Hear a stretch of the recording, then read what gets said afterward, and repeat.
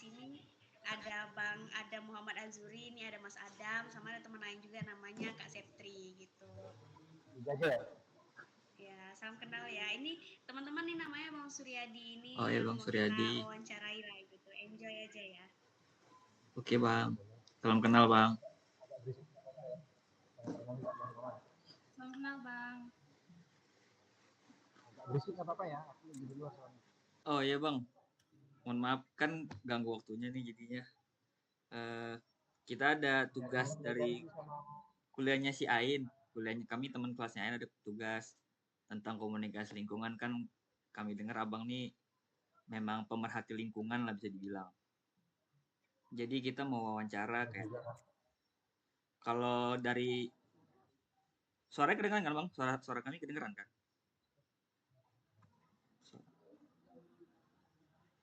Jadi kalau dari kami ini pertanyaan kami ini gimana kalau menurut Abang kondisi krisis sampah plastik di Pekanbaru untuk sekarang ini? Di lingkungan Kota Pekanbaru. Secara plastik ya. Iya Bang. Jadi saya nggak ngikuti benar kalau soal plastik, teman-teman. Ini nulis plastik itu udah lama kali ya. Tetapi yang sejauh saya ikuti memang produksi sampah plastik di Pekanbaru itu memang meningkat terus. Kemudian itu satu ya, produksi plastik meningkat terus. Kemudian penanganan limbah plastiknya itu masih bersifat di hilir, bukan di hulu. Di hilir dalam artian pemilahan, pengolahan gitu. Sementara yang kita butuhkan dalam penanganan sampah plastik itu adalah di hulunya, yaitu menekan jumlah sampah plastik itu supaya tidak meningkat terus. Itu yang belum dilaksanakan oleh pemerintah Pekanbaru. Oh gitu Bang. Oke. Mungkin melanjutkan pertanyaan Bang Adam nih ya Bang. Ain nanti mau izin nanya sama Abang. Ini sebelumnya Bang, suara Abang masih kurang jelas kayak samar-samar gitu kedengarannya. Mungkin karena ini ya Bang, pakai handsfree. Yang ngomongin tadi dengar nggak? Dengar sih Bang, cuman kayak samar-samar gitu. Apa karena pakai handsfree kali ya Bang? Nggak pakai handsfree, dengar malahan suara saya. Agak-agak kecil gitu suaranya Bang. Apa yang perlu ulangi coba? Jadi suaranya agak kecil gitu Bang. Kadang-kadang dengar, kadang-kadang nggak dengar. Ya, gitu. timbul Bang, kadang dengar, kadang enggak. Kayaknya sinyal ya. Kalau aku nggak pakai handsfree nanti suara saya nggak dengar. Sedikit kedengaran sih Bang. Matikan. Halo. Nah, itu baru kedengaran Bang, baru jelas. Ya, makanya suara kalian yang nggak dengar. Oh gitu. 15 syukur dong. Ya. Oke, apa yang perlu ulangi? Ini sih Bang, pertanyaan yang kedua itu, kalau menurut Abang sendiri tuh seberapa penting sih sebenarnya isu sampah plastik ini untuk diberitakan di suatu media? Penting ya. Plastik itu salah satu penyumbang emisi terbesar di dunia, selain penggundulan hutan dan selain penggundulan hutan ya, sampah plastik itu salah satu penyumbang emisi terbesar. Yang kedua, emisi atau dampak yang ditimbulkan dari plastik itu tidak hanya emisi karbon, tetapi juga menyebabkan kerusakan kepada sungai, lingkungan, gitu. Jadi kalau kebakaran hutan itu kan emisi yang lepas kan emisi karbon lalu dampak banjir segala macam. Tapi kalau plastik itu mengganggu dari seluruh sendi-sendi kehidupan. Tadi emisi, kemudian juga merusak sungai. Kalau sudah merusak sungai, otomatis apa? Mencemari sungai.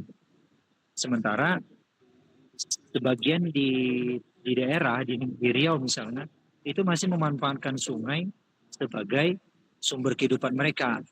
gitu ya, untuk mandi, mencuci segala macam, bahkan untuk kebutuhan konsumsi.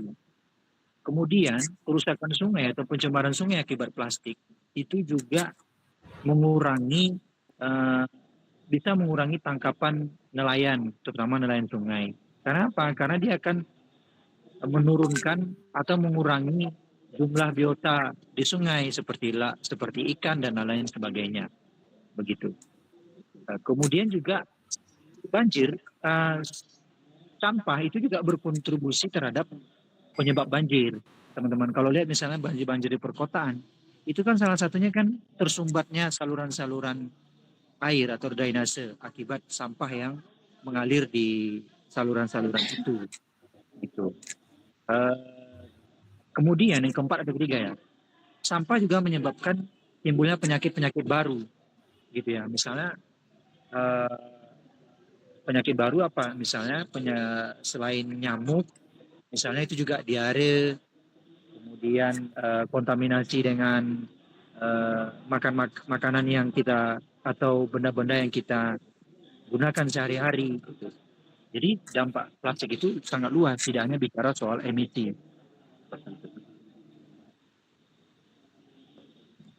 Oke Bang, kalau misalkan untuk menentukan gimana layak atau enggak layaknya isu sampah nih tadi untuk dijadikan berita itu gimana Bang? Terus boleh diceritain juga enggak Gimana?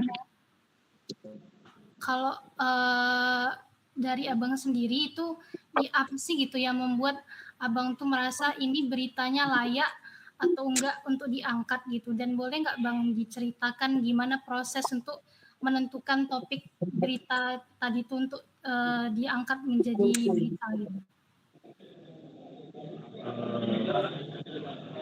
Gimana ya? Aku nggak bisa Cara mikirin. Coba lebih menentukan spesifik. layak atau enggaknya Bang berita sampah nih tadi Oh, untuk dipublish gitu. kelayakan sebuah berita itu terutama dilihat dari dampak atau hubungannya dengan masyarakat itu sendiri, gitu. Misal plastik itu pasti berhubungan dengan masyarakat, ya kan? Jadi ketimbang misalnya berita perkawinan anak wali kota atau sunatan anak wali kota misalnya, ya kan? Mana lebih penting berita sunatan anak wali kota ketimbang jumlah plastik yang terus meningkat di Pekanbaru misalnya, Jumlah ya kan? plastik.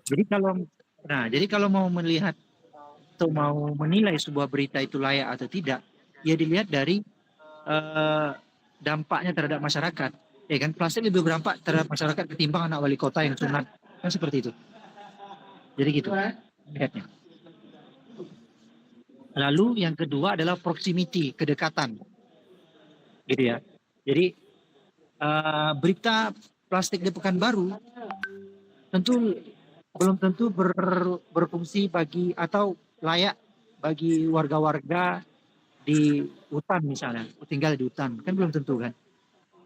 Jadi ada dua kriteria yang bisa kita tentukan menilai kelayakan berita. Yang satu dampak terhadap masyarakat, yang kedua kedekatannya. Seperti itu. Proximity kalau istilahnya. Kalian belajar jurnalisme ya? Iya Bang, proximity. Tahu. Ini masuk apa ya? Komunikasi lingkungan Bang, tentang bahas lingkungan dan perubahan Oh, iklim ya. Lingkungan dan perubahan iklim. di mana? Kampus mana? Komunikasi lingkungan dan perubahan iklim Maksudnya di kampus mana? di UNRI. Oh, kalau nggak kenalan sih. Saya kenalan dulu lah. Masa langsung pertanyaan. Oh, Kami terlalu dorong ya bang.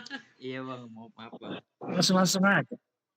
Aku juga mahasiswa UNRI S2 Sosiologi. Oh iya, angkatan berapa Bang?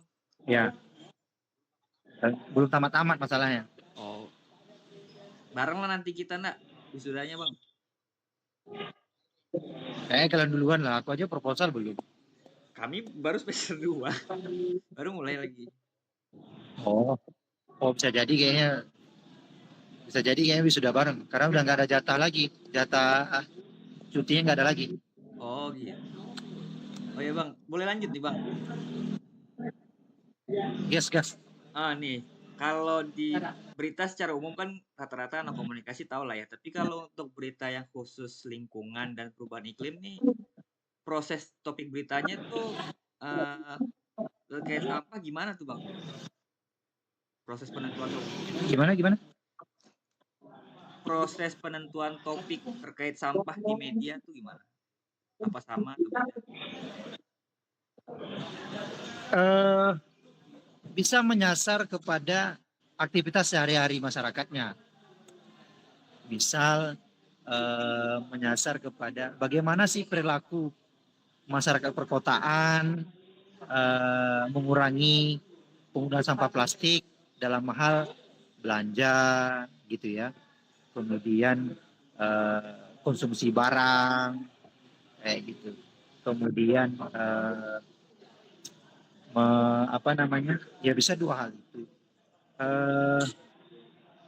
Kemudian penentuan yang layaknya itu bisa menyasar kepada apa yang mereka alami misalnya dengan banyaknya atau meningkatnya terus jumlah plastik di apa namanya di lingkungan sekitar mereka. Misalnya kita melihat persepsi mereka gitu ya atau tanggapan mereka terkait plastik di kehidupan mereka seperti itu. Intinya apa yang menjadi aktivitas sehari-hari mereka yang bersentuhan dengan plastik gitu. Nah, sekarang menariknya itu kita kan selalu mengkritisi kebijakan pemerintah dalam penanganan sampah plastik kan. Tapi pernah nggak kita membedah bagaimana perilaku masyarakat dalam menggunakan plastik dalam kehidupan sehari-hari? Karena kan sumbernya di situ. Oh iya Bang. Kayak kita belanja Lalu yang kopi kedua, lah. ingat, jangan hanya menyasar kepada masyarakat. Ya. Lalu yang kedua, jangan hanya mengkambing hitamkan masyarakat. Yang paling penting itu adalah menyasar sumber plastiknya dari mana. Kan masyarakat tidak produksi plastik. Ya kan? Bukan masyarakat tidak produksi plastik secara langsung. Yang memproduksi plastik itu siapa? Kalau kita turunkan dari masyarakat, turun ke toko-toko atau kedai atau retail misalnya. Ya kan? Pusat-pusat perbelanjaan. Nah, yang kedua, pusat-pusat perbelanjaan ini dapat plastik dari mana? Ya dari industri-industri yang memproduksi plastik. Seperti itu. Jadi harus menyasar kepada akar persoalannya. Makanya saya bilang di awal tadi, membahas plastik itu jangan membahas di hilir, tapi di hulu, sumber produksi plastiknya. Kalau kita bisa menyelesaikan sumbernya, hulunya, ya hilirnya kita nggak akan pontang-panting. Sekarang yang diselesaikan pemerintah, misalnya kayak wali kota bikin bank sampah, ya kan? Atau sekarang ada stasiun penukaran botol plastik nanti dapat hadiah, ya kan? Yang di kota-kota itu. Lalu sekarang yang terbaru adalah mengolah plastik menjadi energi listrik. Itu kan penyelesaian di hilir. Artinya dengan penyelesaian seperti itu, apakah produksi plastik akan berkurang? Tidak. Justru produsen-produsen plastik malah senang dia menambah jumlah plastiknya. Oh tenang aja lah, kita tambah aja jumlah plastik, nanti ada pemerintah yang menyelesaikan masalahnya. Kayak gitu. Ya kan? Betul nggak? Itu Iya betul kalau Bang. setuju sih. Kalau nggak setuju juga nggak apa-apa. Setuju kok kami Bang. Nah ini Bang, kan sekarang ibu-ibu banyak yang ngeluh harga plastik mahal. Nah, itu salah satu titik masuk kita untuk mengurangi penggunaan plastik loh. Nah iya itu Bang, baru saya mau Kan? ngomong ke situ. Iya, plastik mahal. Berarti Itu salah satu titik masuk. Sekarang pemerintah mengeluh karena plastik meningkat 30 sampai 100% lebih kan, karena perang dagang perang Iran dan Amerika. Kan sumbernya di situ. Bahan baku plastik itu kan dari salah satunya dari Timur Tengah. Karena penutupan Selat Hormuz sehingga sumber bahan baku untuk produksi plastiknya jadi susah sekarang, sehingga plastiknya naik. Nah, itu sebenarnya titik masuk kita untuk diet plastik. Kayak iya, gitu. itu yang Titik saya masuk kita untuk diet plastik. ya. Memang itu sih Bang. Terus ini Masuk Bang, di situ. Nah, iya. ini juga Bang, kan kalau kita baca di berita tuh, maksudnya tadi dari zaman dulu di koran atau di sekarang media digital kayak sekarang kan, banyakan tuh yang ditaruh di headline yang paling awal tuh kalau nggak politik, skandal selebriti sama olahraga bola. jarang yang naruh lingkungan tuh di depan tuh Bang, di headline. Itu gimana caranya supaya headline-nya, maksudnya ya berita itu sering lebih dapat exposure lah, sering lebih dapat dibanding politik. Kaitkan lingkungan dengan politik. Kaitkan lingkungan dengan politik. Iya. Kebijakan lingkungan kita itu tidak terlepas dari politik. Semuanya, hukum pun politik, ekonomi pun politik. Kebijakan-kebijakan kita, baik itu kebijakan sosial, kebijakan hukum, lingkungan, dan segala macam, itu tidak terlepas dari politik, teman-teman. Misal saya coba. Peraturan tentang pengurangan sampah plastik di Pekanbaru, Perwako. Itu terbit atas kemauan politik. Perwako itu terbit atas persetujuan DPRD. Iya kan? Kalau nggak ada persetujuan bersama DPRD, nggak akan ada Perwako itu. Jadi, kaitkan lingkungan dengan politik. Bisa seperti itu. Karena semua kebijakan kita itu tidak terlepas dari keputusan politik. Karena apa? Karena kita trias politik. Jadi setiap kebijakan itu harus ada persetujuan eksekutif dengan legislatif misalnya. Apapun kebijakannya. Orang mau ngasih beasiswa aja misalnya wali kota menetapkan beasiswa 2026 sekian miliar. Itu harus disepakati bersama DPRD. Politik kan? Kayak gitu. Jadi bola juga politik. Apa yang nggak politik sekarang? Penentuan Erick Thohir jadi ketum PSSI ya karena relasi politiknya. Kenapa dia masih jadi bisa menjadi ketum PSSI walaupun dia waktu itu menjadi Menteri BUMN? Politik. Jadi kaitkan dengan lingkungan, kaitkan dengan politik. Kenapa wali kota Pekanbaru tidak bisa menekan retail atau pusat-pusat perbelanjaan mengurangi sampah plastik misalnya? Karena itu berkaitan dengan pajak, retribusi, politik. Gitu.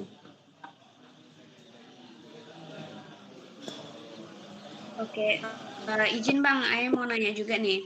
Kalau misalnya dalam pemberitaan sampah plastik sendiri, itu apakah media yang Abang pegang sekarang itu lebih menekankan pada dampak lingkungan, peran pemerintah, atau perilaku masyarakat, atau ada aspek lain gitu Bang dari Semua media sisi. yang...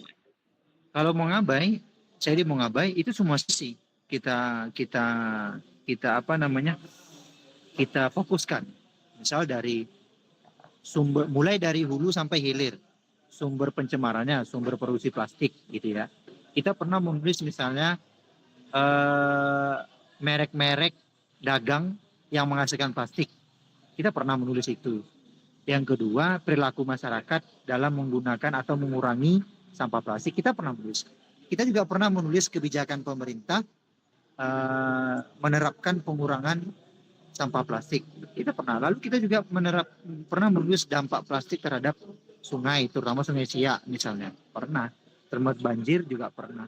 Termasuk di tempat-tempat penampungan sementara maupun tempat penampungan akhir sampah yang ada di Pekanbaru. Misalnya. Semua sisi kita ulas. Mulai dari hulu sampai ke hilir. Terus satu lagi Bang, kalau misalnya untuk headline berita, itu apakah ada pertimbangan tertentu dalam penggunaan judul supaya nanti bisa menarik pembaca gitu Bang?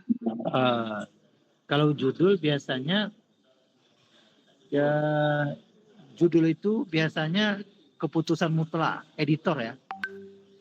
Kadang apa yang dibikin, misalnya saya sendiri bikin judul seperti ini, nanti yang tayang beda karena itu sudah keputusan mutlak editor. Tetapi sebenarnya judul itu tidak jauh dari fokus tulisan, fokus informasi yang mau disampaikan, tidak jauh dari itu. Kalau mengabai itu tidak menekankan kepada seksisme ya. Kadang kalian pernah ya, lain judul lain isi gitu ya. Pernah baca nggak?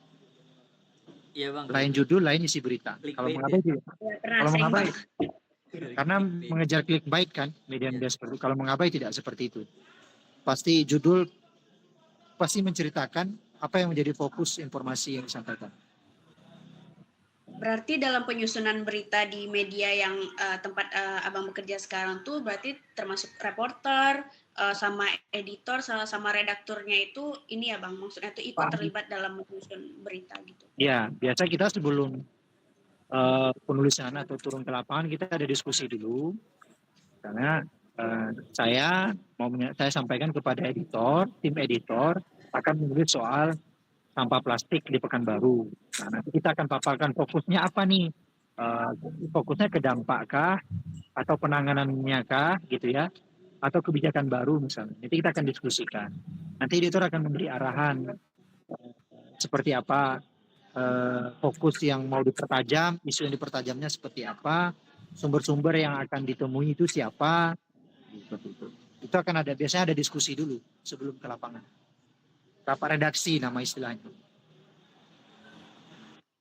Tapi juga mau nanya nih Bang, kalau menurut Abang pribadi, kira-kira pemberitaan media itu dapat mempengaruhi cara masyarakat dalam memahami krisis sampah ini tadi nggak Bang? Tentu. Sekarang sudah banyak ya komunitas maupun individu-individu yang mulai mempraktikkan diet sampah misalnya. Salah satu yang kalian perhatikan misalnya, orang sekarang mulai banyak, trennya sekarang orang mulai banyak bawa tumbler kan kemana-mana. Itu kan tidak terlepas dari informasi terkait masalah sampah.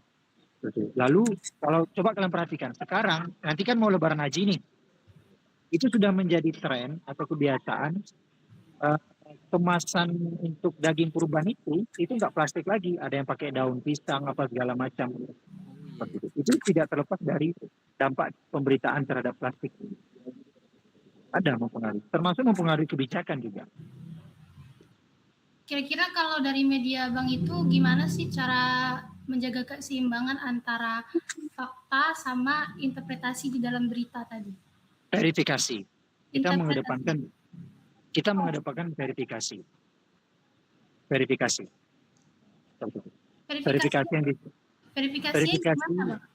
Verifikasi yang disiplin terhadap sumber-sumber yang terlibat dalam pemberitaan. Kalau media Bang sendiri ada punya program nggak atau kampanye khusus gitu untuk mengangkat isu lingkungan ini tadi, khususnya dalam sampah plastik? Ada. Kita punya podcast mingguan dan bulanan. Kita punya komunitas namanya Sahabat Mongabai. Di situ kita juga sering share atau berbagi informasi tentang berita Mongabai maupun kegiatan yang akan dilakukan oleh Mongabai. Itu ditampilkan di YouTube ya Bang? Ada YouTube, ada Instagram. Teman-teman ikuti Instagram Mongabai nggak? Kayaknya belum Bang, kalau saya pribadi. Mana dong? Kalian harus ngikuti ngikuti Instagramnya dulu sebelum wawancara. Oke, siap Bang. Mana tuh mau wawancara Mongabai tapi nggak ngikutinya. Habis ini ngikuti ya? Iya, habis ini kami ikuti Bang. Siap Bang. Kira-kira ada kendala nggak Bang kalau misalnya lagi ngeliput isu sampah plastik? Kendala utama adalah keterbukaan informasi. Terutama dari pejabat ya. Itu paling kendala utama, teknis lah. Tapi itu kan tidak menjadi masalah bagi kami, karena wartawan nggak boleh cengeng dengan minimnya informasi. Wartawan itu harus berusaha dari segala sisi untuk mendapatkan informasi. Ibaratnya begini, kalau pintu rumah orang tertutup, jendelanya pasti masih terbuka. Kalau jendelanya juga masih tertutup, gentengnya pasti ada yang bolong. Begitulah cara kita berusaha untuk mengorek informasi, tapi bukan nyolong ya. Tapi itu hal teknis lah. Kendala-kendala lebih teknis lah. Tapi sekarang lebih hati-hati karena sekarang ya lebih hati-hati lah, kalian paham lah maksudnya. Jadi ya, kerja-kerja wartawan sekarang sangat rentan dengan model pemerintahan yang sekarang. Nah, iya tuh Bang, saya mau nanya juga karena Bang ngurusin isu lingkungan nih Bang, sama perubahan iklim juga mungkin ya. kan pasti tuh ada tekanannya lah dari entah dari pemerintah, dari sponsor, ada nggak bang? Tekanan entah mau ditekan, entah disetir, Gimana? pasti kan ada tekanannya sebagai jurnalis nih bang, entah dari pemerintah, dari sponsor, atau Nggak ada tekanan. Nggak ada. Tidak ada tekanan fisik. Paling cuman ya secara apa namanya, secara verbal meminta misalnya tidak memberitakan itu, oh iya, atau tekanan. sebenarnya menutup informasi itu sebenarnya bagian daripada tekanan ya. Informasi itu teman-teman itu sebenarnya bagian daripada tekanan. Swasensor ya. Gitu. Kan ada sensor, ada swasensor. Jadi pelarangan itu misalnya pelarangan seseorang terhadap media atau wartawan untuk tidak membuka informasi atau bahkan melarang pemberitaan itu sebenarnya tekanan secara kerja, bukan tekanan fisik tapi tekanan secara verbal ya. Oke bang. Nah itu kan berarti kan ada tekanan. Tapi kalau misalnya kayak merasa terancam gitu bang, Belum, belum. mudah-mudahan tidak pernah. Nah, Jangan sampai air keras ya bang ya. Jangan sampai. Jangan sampai. Ya. Nah itu bang, kalau misalkan dapat tekanan untuk nggak tayang beritanya, nggak boleh tayangin, itu kan berarti datanya jadi terbatas. Sumbernya juga Nggak bisa. Mengabai nggak pernah mengikuti permintaan seorang untuk tidak menayang berita, nggak pernah. oh meskipun ditekan gitu masih tetap berani bang ya. Ya harus. Kalaupun ada yang keliru, ya silakan sampaikan hak jawab. Kalau memang itu benar, kita akan kasih klarifikasi. Media juga harus bertanggung jawab. Media maupun wartawan juga harus berani bertanggung jawab atas kekeliruannya sendiri. Gitu. Jadi media bukan hanya mengkritik orang untuk terbuka misalnya. Medianya sendiri juga harus terbuka terhadap kekeliruan dan kesalahan yang dilakukannya sendiri. Oke bang. Gitu. Terus Orang kalau itu kan juga manusia, pasti ada kelirunya. oke bang, kan kalau misalkan mungkin abang ditekan, abang tetap mengabai, tetap berani untuk untuk menayangkan beritanya. Nah, tapi kalau misalkan narasumbernya yang ditekan tuh gimana tuh bang? Kita tetap melindungi narasumber. Biasanya ada isu-isu tertentu yang kita punya kesepakatan. Misalnya, bila narasumber itu memang kehidupannya terancam, kita melindunginya. Melindungi dalam artian tidak mempublikasikan namanya, profilnya, atau keberadaannya. Syaratnya tadi ya, kehidupannya terancam. Itu ada di laporan-laporan tertentu pasti ada seperti itu. Itu biasanya didiskusikan dulu dengan editor. Karena keputusannya itu di editor. Seperti itu. Terus ini juga bang, pertanyaan lagi selanjutnya. Pernah nggak nemu musuh dalam selimut? Misalkan sesama wartawan nih, bilangnya kita akan merahasiakan, tapi ternyata dia yang bocorin gitu bang. Dia cepunya lah di pemerintah, entah Belum pernah. belum ada ya. Belum. Tadi Ain mau nanya apa Ain? Ayo mau tanya yang ini. Mongabay ini kan dikenal fokus pada isu konservasi dan sains lingkungan ya Bang ya. Jadi nanti bagaimana Abang selaku jurnalis menyeimbangkan antara data ilmiah yang teknis dengan narasi berita agar tetap bisa dinikmati oleh pembaca umum. Karena kan pembaca berita kan beda-beda ya Bang ya umurnya dan pendidikannya begitu. Biasanya untuk menghubungkan sains atau ilmiah itu kita padukan dengan liputan lapangan, teman-teman. Misal saya contoh manfaat manfaat sebuah tumbuhan misalnya. Misal katakanlah temulawak misalnya ya. Temulawak itu kan secara sains ataupun penelitian kan ada tuh misalnya. Tapi kita padukan dengan liputan lapangan. Misalnya kita pergi ke satu tempat di mana masyarakat memanfaatkan temulawak untuk pengobatan lah, untuk bumbu makanan lah, apa segala macam seperti itu. Kita kaitkan dengan praktik di lapangan. Karena kan sebenarnya banyak keragaman hayati misalnya di Riau itu kan secara tradisional sudah dimanfaatkan oleh masyarakat lokal atau masyarakat adat. Kan kayak gitu. Misalnya zaman teman-teman ini orang mana ya? Coba. Kalian orang mana? Saya udah lama di Pekanbaru, tapi aslinya Lintau, Bang. Oh, Lintau. Di Lintau kan misalnya kan ada eh, ramuan-ramuan tradisional nggak? Ada sih, Bang. Ada kan? Dari tanaman atau tumbuhan tertentu. Ya. Kan itu sudah dimanfaatkan tuh untuk pengobatan lah, untuk makanan segala macam. Nah, secara tradisional itu kan sudah dimanfaatkan oleh masyarakat. Ya kan? Baru belakangan datanglah sains dan keilmuan meneliti itu. Sebenarnya kan berangkat penelitian itu, sains itu berangkat dari praktik yang dilakukan oleh masyarakat setempat. Kan muncul pertanyaan misalnya, adalah seorang profesor misalnya, profesor kimia meneliti, kenapa ya masyarakat Lintau memanfaatkan gambir misalnya untuk campuran punyahan sirih misalnya gitu ya. Kan berangkat dari praktik lokal kan. Lalu muncullah kajian-kajian ilmiah dengan laboratorium segala macam. Gitu. Nah, memadukan itu kenapa? Ya karena temuan-temuan ilmiah itu berangkat dari praktik lokal. Masyarakat lokal itu kan tidak bisa menjelaskan secara ilmiah. Gitu.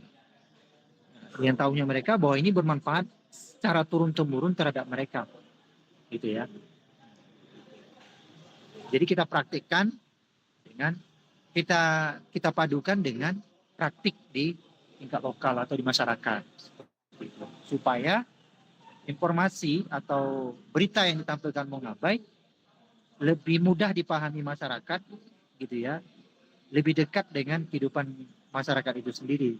Karena kalau hanya bicara soal hasil laboratorium, soal ilmiah, sains segala macam dengan dengan kata-kata yang syarat dengan ilmiah kan orang nggak akan ngerti. Kita padukan dengan kebiasaan masyarakat.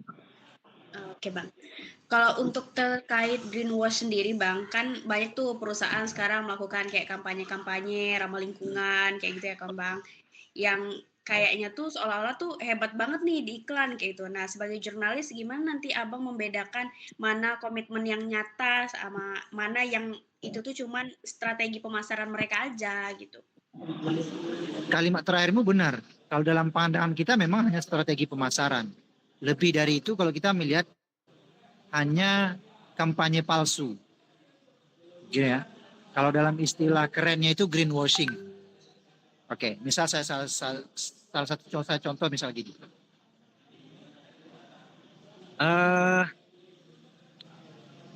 Kalian tahu Tanoto Foundation nggak? Tahu Bang, yang sering Tahu Tanoto Foundation nggak? Yang sering ngasih beasiswa. Nah, kalian pernah dapat beasiswa Tanoto Foundation nggak? Belum sih Bang kalau beasiswa. Tapi pernah Nah, coba. baik. Tanoto Foundation itu niatnya bagus kan?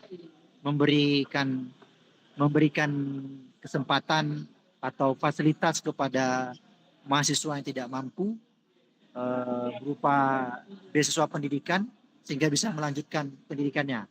Bagus kan? Di lapangan bagus. Tapi pernah nggak kalian berpikir dari mana duitnya?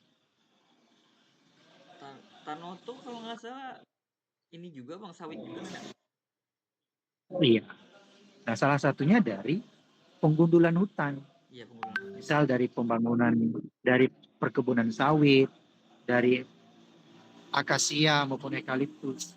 Dari situ duitnya yang mereka sisihkan untuk beasiswa pendidikan. Gitu. Jadi ketika ada campaign terhadap tindakan-tindakan positif dari mereka, yaitu bagus. Tapi jangan melupakan, ya kan, praktik buruk yang mereka lakukan. Gitu. Nah, itu penting, harus dipahami. Lalu yang kedua, misalnya saat ini salah satu contoh saya sebutkan begini. Kalian tahu PLTU Tenayan Raya nggak? PLTU tahu. PLTU Tenayan Raya. Itu sumber bahan baku PLTU-nya dari mana? Batu bara Bang. Dari batu bara. Sekarang PLTU Tenayan Raya itu sering dapat penghargaan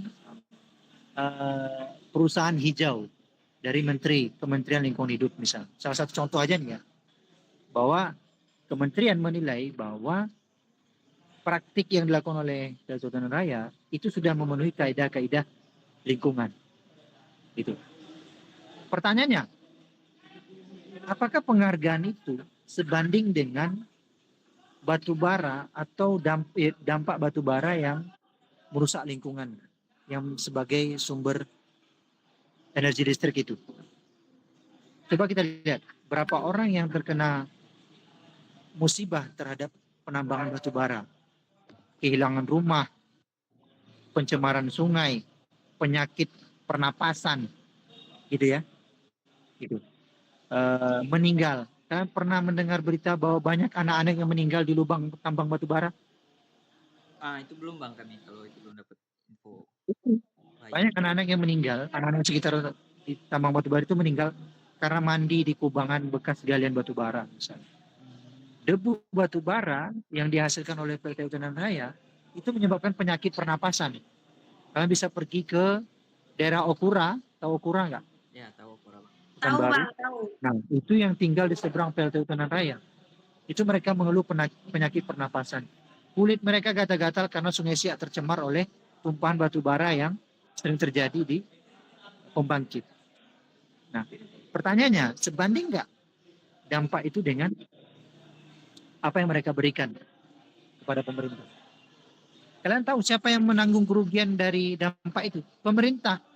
Pemerintah yang mengeluarkan duit, menganggarkan duit kesehatan, misalnya BPJS Kesehatan, untuk penyakit-penyakit yang diderita oleh masyarakat. Oke? Pemerintah juga yang mengeluarkan anggaran untuk memulihkan Sungai Siak. Ya kan? Pemerintah juga yang mengeluarkan anggaran untuk membiayai perbaikan rumah-rumah orang yang terdampak akibat penambangan batu bara. Jadi melihatnya itu jangan di permukaan, sama seperti plastik tadi. Jadi harus menarik mundur ke hulu, sehingga ketika ada hal yang positif, gitu ya, kita tidak menutupi hal yang negatif. Gitu. Oke, Bang. Contoh, salah begini. Udah lah, dua itu aja lah. Oh, oh enggak nih Bang, saya cuman ini doang mau klarifikasi. Kalau saran dari Abang nih untuk pemberitaan khususnya yang sampah plastik di Pekanbaru apa nih Bang? Rekomendasi dan saran khusus sampah plastik. Apa namanya? Kalau dari Abang, saran dari Abang untuk pemberitaan sampah plastik apa tuh sarannya? Khususnya di Pekanbaru. Kebijakannya pemerintah harus berani menekan produsen plastik, gitu ya, melakukan plastik untuk tidak memproduksi plastik lagi atau dengan ide lain, harus di sumbernya. Berarti bisa kayak Itu menekan ini nggak sih Bang, kayak misalkan minimarket ditekan sama pemerintah untuk nggak ngasih kantong plastik. Kalau itu sebagian udah ada sih minimarket. Cuman kan iya. kayak di pasar tradisional tuh masih Tapi belum. kan masalahnya minimarket itu membebankan ke kita untuk biaya tambahan itu. Ingat nggak? Iya. Ya kan? Nah, jadi nggak ada ruginya itu perusahaan itu. Sorry ya Mbak, Kak, kita nggak pakai kantong plastik lagi, pakai kantong belanja tambah 6.000 ya, gitu kan? Dibebankan ke kita. Jadi itu tuh dibilang tuh sama pemerintahnya. Kalau memang sudah menekan produsen plastiknya tidak memproduksi plastik, biayanya jangan ditekankan ke warga lagi, kayak gitu. Sama aja, nggak ada ruginya itu mereka. Iya, terus itu Emang kan kantong belanja tuh, ya. itu kan untuk di minimarket memang mungkin bisa ya Bang, tapi kalau yang kayak pasar tradisional tuh gimana tuh Bang? Kan pasar tradisional nggak mungkin. Ya kalian bawa kantong belanja sendiri lah. Ya itulah yang menyadarkan masyarakatnya itu susah, harus ada kampanye Ya. dari pemerintah kan berarti. Ya harus terus menerus. Aku aja udah nggak pernah bawa kantong plastik ke pasar. Ya karena Abang orang yang berpendidikan, kan nggak semua orang yang ke pasar orang berpendidikan. Itulah yang perlu Iya, ditanamkan. tugas kita sama-sama, tugas kalian juga untuk mengingatkan itu. Tugas kita mahasiswa, tugas abang sebagai media untuk mengkampanyekan, tugas pemerintah juga untuk menekankan juga sih bang. Mungkin Ya. kalau dari kami, mungkin dari saya sudah, mungkin yang lain teman-teman masih ada yang mau ditanyain lagi ke Abang Suryadi?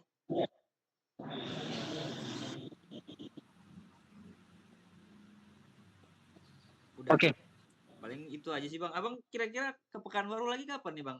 Mungkin bisa lah kita ngopi-ngopi biar lebih enak lagi wawancara. Belum, nanti berkabar lah ya. Oke siap bang. Belum Nanti tahu lagi. via Ain aja. Itu sekarang lokasinya di mana, Bang? Hah? Itu sekarang lokasinya Bang di mana? Di Bintan, Tanjung Pinang. Oh, Tanjung Pinang. Ya. Berarti 10 hari ke depan masih di Bintan lah ya, Bang? Kayaknya ya. Kalau Bang Adam biasanya ngajak ngopi ya kan nggak apa-apa ngopi kayak itu. Kalau kami sama Septri kalau bisa ikut sih Bang. Ya, kopinya. Nah, ya mungkin nanti bisa dikabar-kabarin lah bang.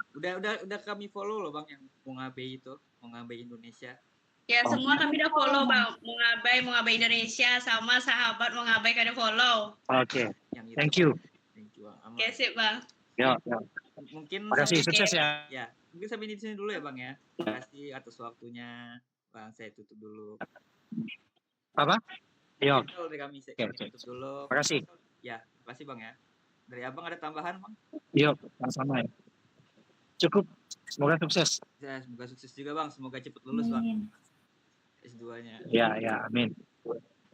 Itu doa sendirian tuh. Ya, assalamualaikum bang. Selamat siang. Ya. Assalamualaikum Bang. Terima kasih Bang. Terima kasih. Ngomong tiba-tiba minta ikut aja saya.